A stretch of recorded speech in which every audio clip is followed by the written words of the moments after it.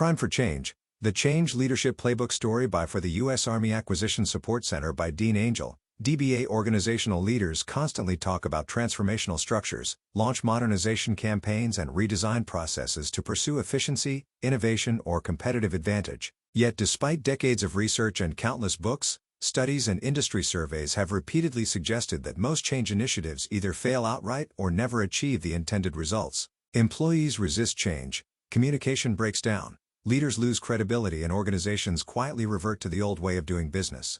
Often, the technical solution itself is not the problem. The problem is the process. That challenge inspired the development of the Prime for Change model, a practical framework that simplifies and strengthens organizational change efforts. Rather than replacing existing theories, Prime synthesizes influential change management models into a single, memorable structure that leaders can apply across organizations, industries, and levels of complexity. It balances simplicity with depth and gives leaders a playbook that is easy to remember while still comprehensive enough to guide complex organizational transformation.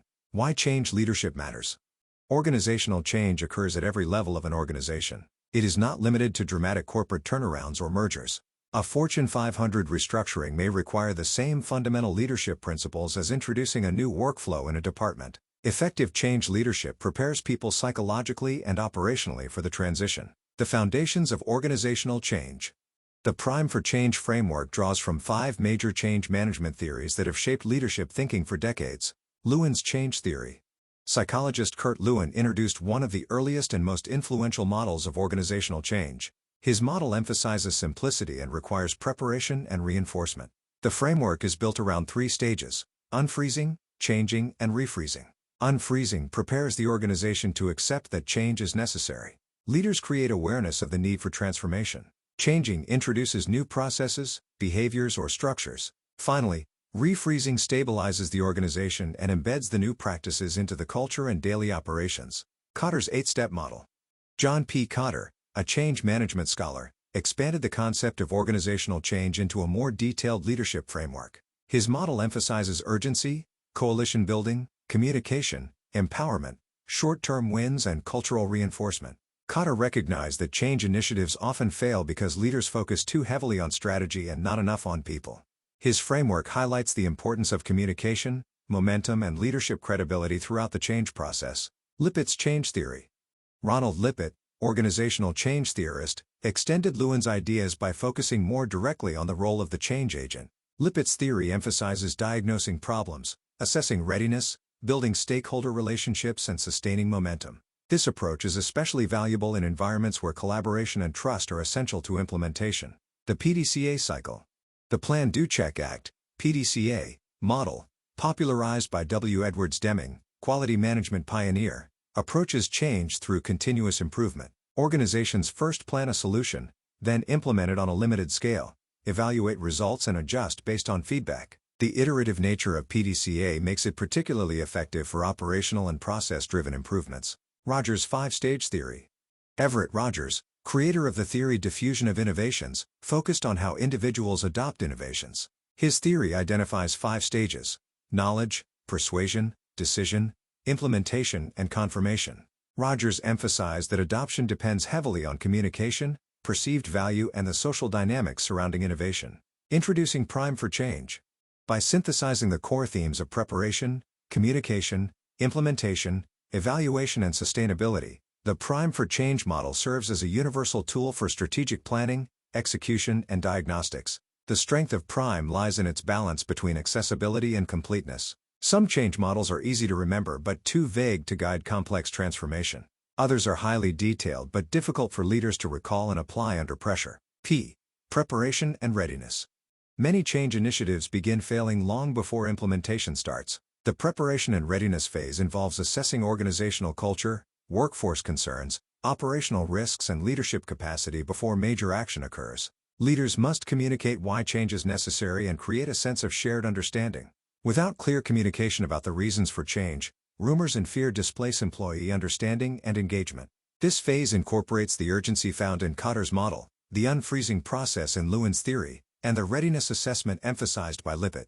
Organizations often skip this stage because leaders feel pressure to move quickly. However, failing to prepare employees creates anxiety, resistance, and distrust. Our roadmap and vision development. Once readiness exists, organizations need a clear roadmap. This phase focuses on strategic planning, defining objectives, assigning responsibilities, establishing timelines, and communicating a compelling vision.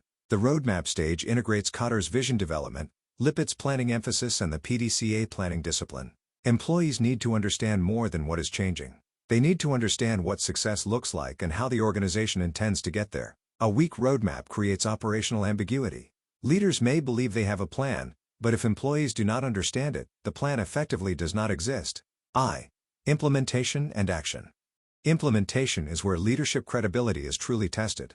This stage moves strategy into action. Processes change, structures shift, and employees begin operating under new expectations. Successful implementation also depends on alignment. Compensation systems, reporting structures, training, and operational workflows must support the desired outcomes. Importantly, implementation is a deep human process. Employees evaluate whether leaders are competent, fair, and committed. Communication must remain constant. Obstacles must be addressed quickly. Measurement and adjustment. One of the most overlooked dimensions of organizational change is active measurement. Organizations frequently launch initiatives but fail to meaningfully monitor progress. Leaders may track financial data while ignoring employee morale, operational friction, or customer frustration. Measurement allows organizations to adjust before problems become irreversible. It evaluates whether change efforts are achieving intended outcomes, including both quantitative and qualitative indicators. Metrics may include productivity, cost savings, turnover rates, performance improvements, or customer satisfaction. Just as important are less tangible indicators such as trust, engagement, collaboration, and cultural alignment. Endurance and sustainability. Many organizations achieve temporary momentum only to revert to old behaviors once leadership attention fades. Endurance focuses on embedding change into organizational culture, systems, policies, and leadership practices. Organizations strengthen endurance through reinforcement mechanisms such as training, governance structures, accountability systems, and measurable performance standards. Sustainable change becomes part of how the organization operates rather than a temporary initiative. This phase reflects Lewin's refreezing stage and Kotter's emphasis on anchoring change in culture. Prime in action. Lessons from 3 organizational cases. The true value of any leadership model lies in application. To evaluate Prime for change, 3 organizational change cases were analyzed: workforce realignment, organizational structure, and process change. The workforce realignment and the organizational structure cases failed to produce constructive and lasting change, whereas the process change case was a success and an example to others. Read on to understand why. Workforce realignment. In the first case, a large division attempted to restructure its workforce by reducing one job classification while increasing 2 others. A small internal team developed the plan, but shared little information with the broader organization. Employees received fragmented details through rumors and unofficial leaks. They feared layoffs. Managers could not answer questions because they lacked the information. Lower-paid employees were required to perform many of the duties as higher-paid workers, creating resentment and morale problems. Attrition increased, and workforce agility declined. Within 2 years, the organization reversed the restructuring. From a Prime perspective, the failure began during preparation and readiness, and ultimately, it lacked endurance because it never became sustainable. Leadership failed to assess workforce concerns or communicate clearly. The roadmap was equally weak. Employees did not understand the plan, timelines, or rationale. Implementation created inequities and operational confusion. Measurement mechanisms were largely absent, allowing dysfunction to continue unchecked. Organizational structure.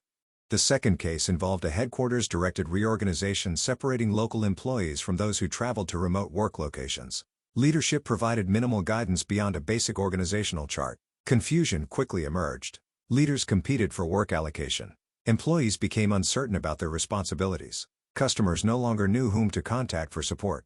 Morale deteriorated as frontline leaders struggled to resolve problems without direction from headquarters. Like the workforce realignment case, this initiative failed across multiple Prime dimensions. Preparation was inadequate.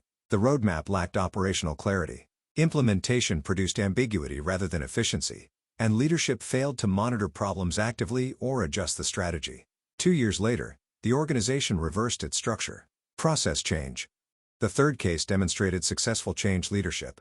A large organization needed to redesign an outsourcing process that had become overstaffed, over-budgeted, and underperforming. Leaders assembled an integrated process team composed of personnel from multiple divisions and specialties.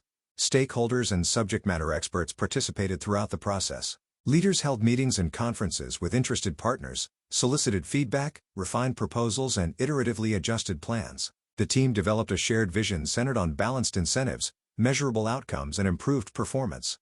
The results were significant. The organization achieved approximately 15% cost savings while improving performance metrics by roughly 10%.